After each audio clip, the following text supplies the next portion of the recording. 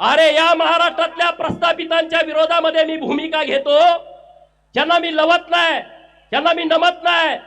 त्या विधान भवनामध्ये पण गोंधळ झाला, सगळ्यांनी माझ्यावरती टीका.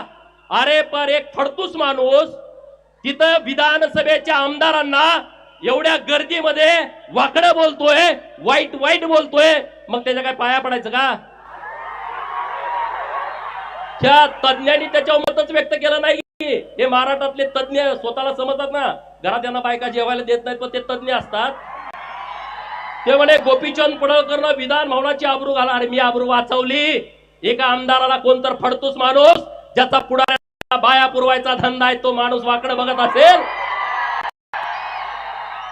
आणि मी आमदारकीला भेट नाही रे, अशी आमदारकीला मी भेट नाही. माझा जन्म मी मागे सांगितलं होतं आमदार खासदार आणि मंत्री होण्यासाठी झालाय, त्याच्यासाठी मी भेट नाही. त्याच्यासाठी मी काय असं करत नाही वेगळं काहीतरी प्रयत्न.